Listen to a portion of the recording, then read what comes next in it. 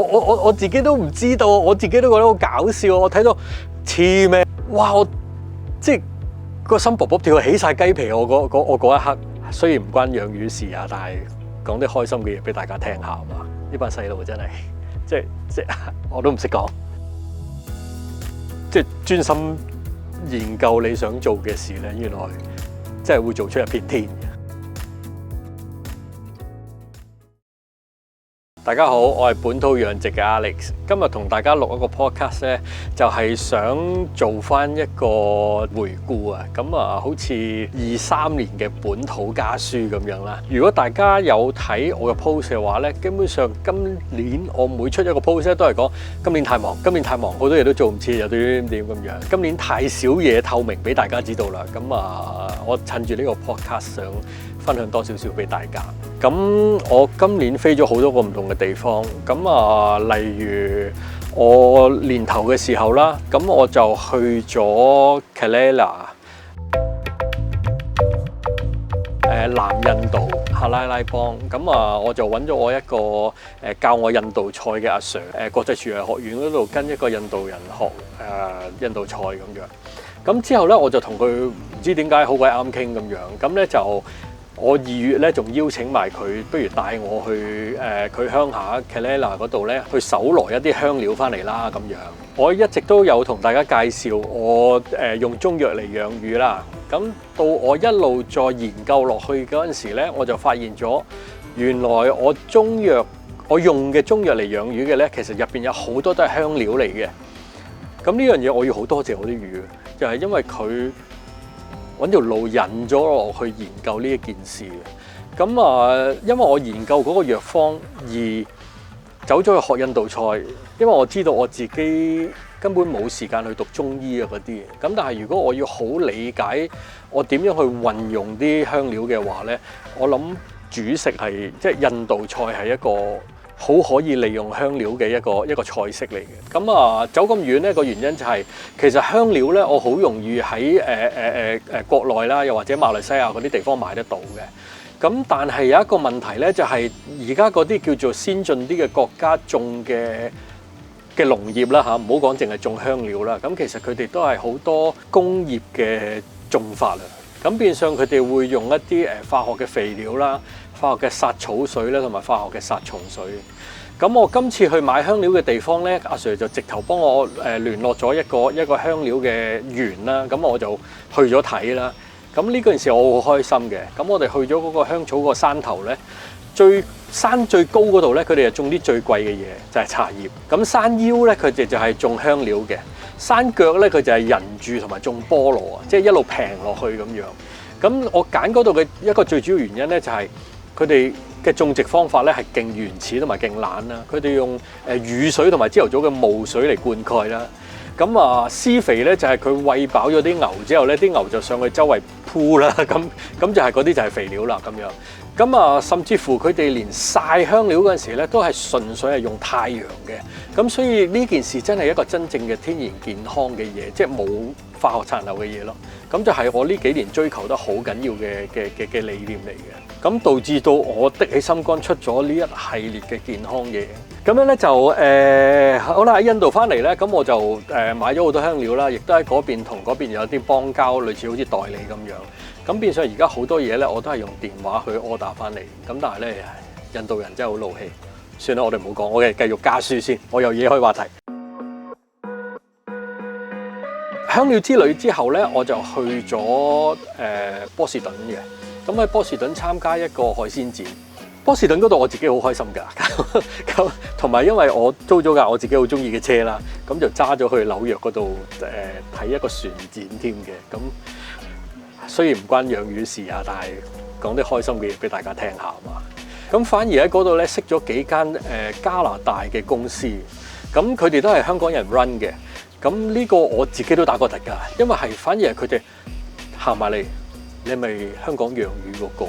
甚至乎有人講你係咪 Alex 啊咁樣？咁呢個我自己，哇！我即係個心卜卜跳起晒雞皮。我嗰一刻，我冇諗過我喺波士頓嘅海鮮展覽會撞到一啲即係甚至乎知我個名嘅人。咁呢個我好開心。去完個波士頓嘅展覽咧，就翻嚟就去咗日內瓦參加嗰個日內瓦發明家獎啦。咁我就去上網望下發明家獎究竟係啲咩嚟啦。咁點知佢之前攞獎嗰啲係啲咩咧？即係唔使講得多，講兩個已經嚇死人啦。蘋果咯 ，Netflix 咯，係咪啊？聽到都已經覺得係咪點我啊？點解會叫我去參加㗎？我呢啲漁民即係做出嚟養魚嘅係咯。咁我自己都唔知道，我自己都覺得好搞笑。我睇到黐咩？人哋 Netflix 攞嘅嘢關我咩事啊？咁樣嘅。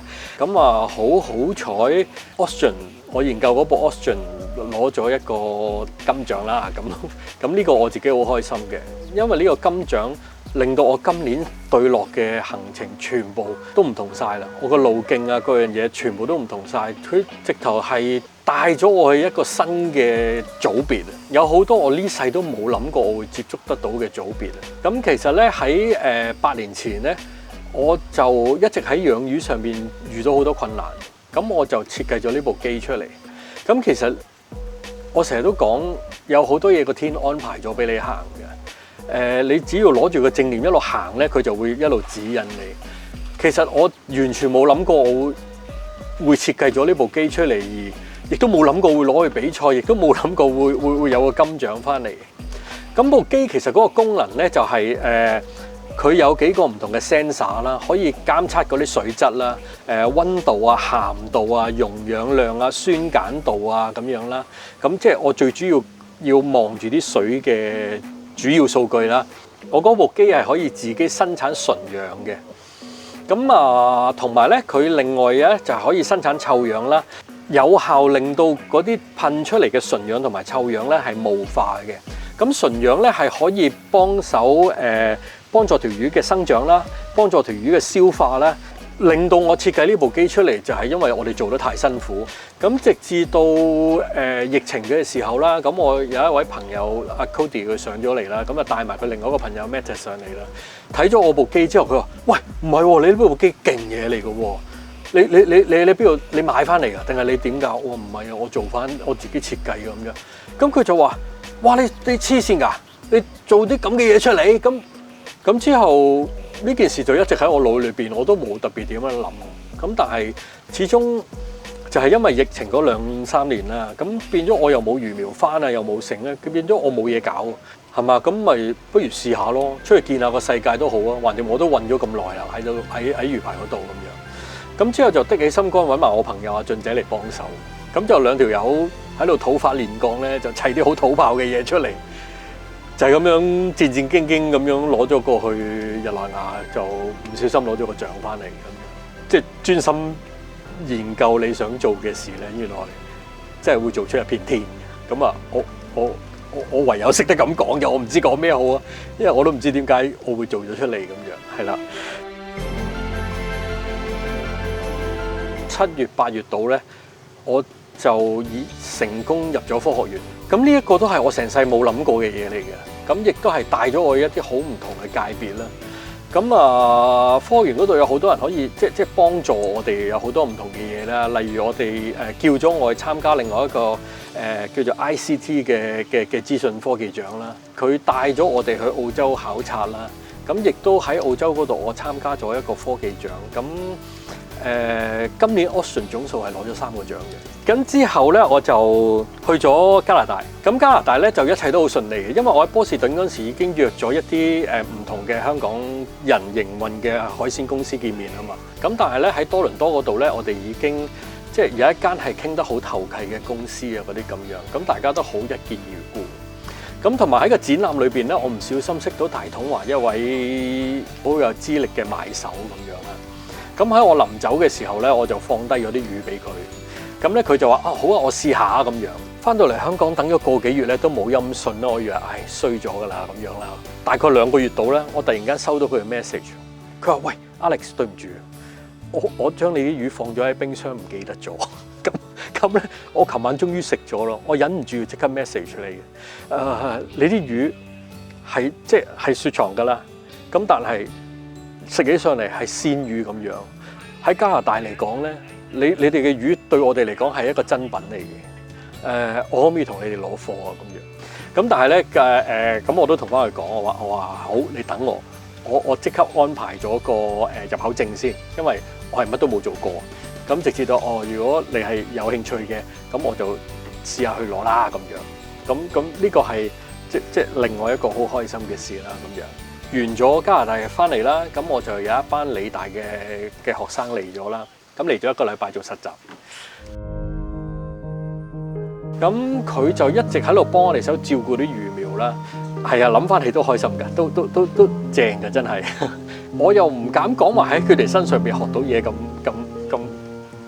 虛偽，咁但係咧就佢確實帶咗啲即新一代嘅嘢係俾我見得到咁樣。咁而且咧佢哋由初頭大家都唔係好溝通啦，到最後大家即嗰7日裏邊感情建立得好快。可能始終佢哋喺我度瞓啊，即我哋日日對住，咁同埋大家都感受到大家嘅誠意喺度，即我哋有啲即好感動嘅位置咁樣啦。咁啊同埋之後我哋去咗學校聽翻佢哋 present 咧。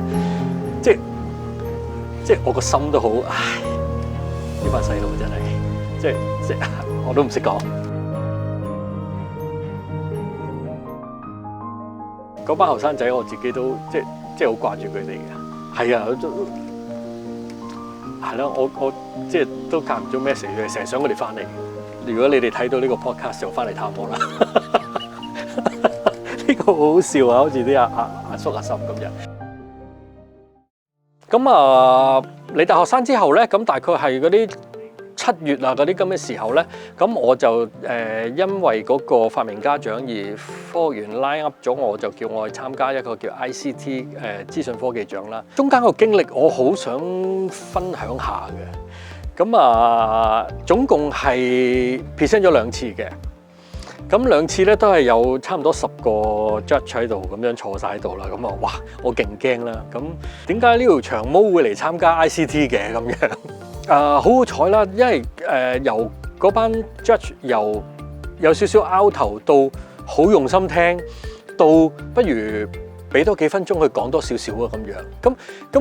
咁我個心已經哎呀，即太好啦！因為我太長氣，同我講嘢唔叻。咁但係佢哋聽咗之後都覺得唔係喎，呢件事其實係真係好有貢獻喎，不如俾佢講多少少啦咁樣。我又唔係話真係好關資訊事嘅，因為佢係資訊科技嘅獎嚟㗎嘛。咁但係如果你講話社會貢獻啊，或者即係一直都好興嘅 ESG 啊嗰啲咁樣咧，我其中一個最前線嘅一個人嚟㗎啦。即係總之而家嚟緊社會好流行嗰幾個環保同埋食物同埋人類嘅字眼咧，其實全部都關我事。咁其實嗰個 interview 其實大家有好多交流喺中間，雖然個時間有限咁樣。尾喺個 interview 完咗之後咧，咁佢哋都啲評判都分別有好多唔同嘅意見可以俾咗我㗎。咁佢哋就係話：喂，其實你哋而家做緊嘅嘢，第一你攞咗專利未？第二就係你有冇同政府攞分定去做你嘅嘢啊？所以點解今年咁忙咧？其中一個原因就係因為我不停喺度寫緊幾個唔同嘅分定咧，就係希望可以實踐到一個科技嘅養殖場出嚟。太陽能一直都係一個騙局嚟嘅，對唔住啊，我真係要咁樣講，而且我研究咗好耐。咁點解係騙局咧？就係因為太陽能係需要用汽車電池去儲電，咁而且你汽車電池咧，我當你硬靚啊，咁要大概1000幾2000蚊一粒，但係佢硬長命，我俾盡佢都係得5年嘅啫。咁我每一次換電池咧，嗰度已經好幾萬蚊。咁但係如果喺呢幾年裏邊，我用好幾萬蚊去交電費嘅話咧，其實我係有錢剩添嘅。而家啲電車啦，其實香港有7間承辦商咧，係專係回收呢啲電池。咁而家就係正正一個最好嘅時候，我哋用淘汰出嚟嘅電去做呢個智能嘅養殖場咧，咁就唔係騙局啦。咁其實我哋就係收翻嗰一排電翻嚟，攞去儲起太陽嘅電能咧，嚟慢慢俾個漁場用嘅話咧，其實咁樣先係將嗰排電有俾個第2次嘅生命佢。而其實我嗰一排電裏邊咧，可以令到佢哋好真係全部電都好疲弱，我先至再去換第2批電落去咁樣。咁樣先至係一個真正嘅潔淨能源，同埋真正嘅俾啲電池第2次嘅生命。咁樣先係一個真正嘅環保嘅理念同埋諗法啊咁樣。咁啊喺科學園嘅幫助之下啦，咁我參加咗 ICT 嘅中途咧，我仲去咗跟科學園嘅團隊去咗澳洲考察，真係出乎意料地，佢哋嗰邊好歡迎我做緊嘅嘢。咁呢個係令到我打咗一個好大嘅突嘅。咁嗰個考察團咧，佢哋科學園帶咗我哋去一啲好多唔同嘅大學啦。去咗啲實驗室啦，咁啊見咗嗰邊嘅政府啦。講真，我喺香港死矮爛矮，政府都唔睬我。咁但係我過到澳洲政府，淨係話俾佢聽我哋做啲咩。其實佢哋而家喂，哇！你搞緊壇咁嘅嘢㗎？喂，我你哋幾時走啊？不如我仲有冇機會聽日或者後日再見你啊？不如我揾下邊個嚟見你啊？咁樣即係講真，我即係養魚咁耐。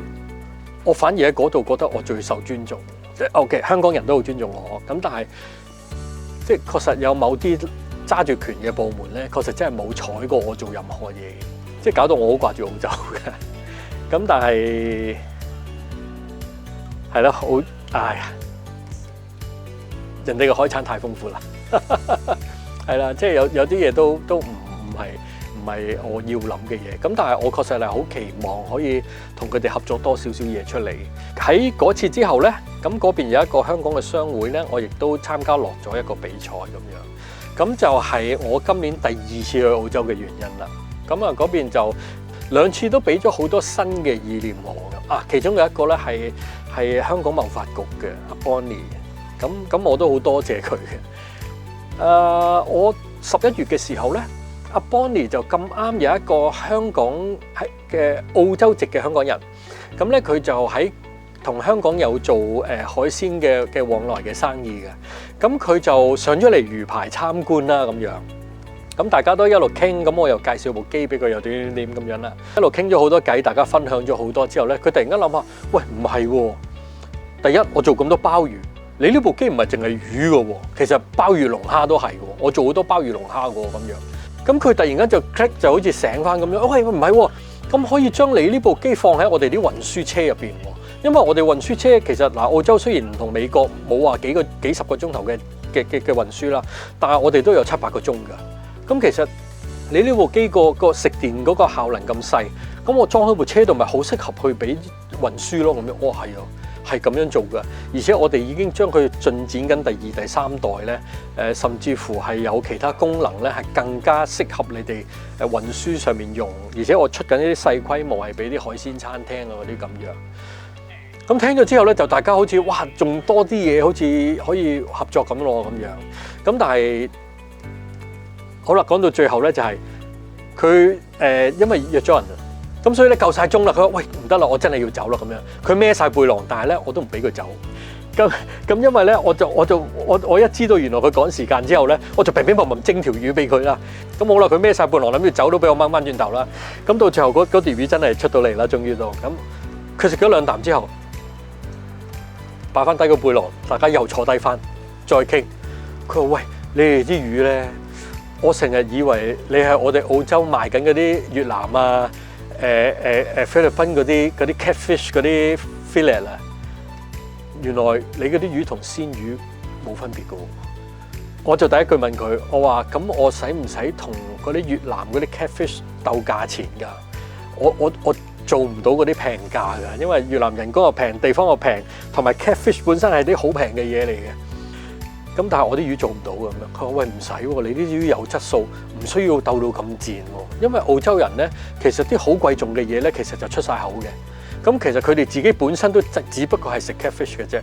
咁所以你哋去到咧，反而係一個新衝擊。咁尤其是而家澳洲其實好多華人喺度，咁其實佢哋對蒸魚對魚嘅要求係高好多嘅。咁喂有得諗喎，不如大家商量下啦咁樣。咁所有嘢都要睇下我個入口證申唔申請得到或者嗰樣嘢啦。咁我會再同大家分享嘅，即係啲好消息，好係啦，啲正能量我會同大家講多少少嘅咁樣。如果想了解多啲本地養魚資訊同埋健康飲食，就記得 subscribe 呢個 channel。得閒仲可以俾讚同埋留言㗎。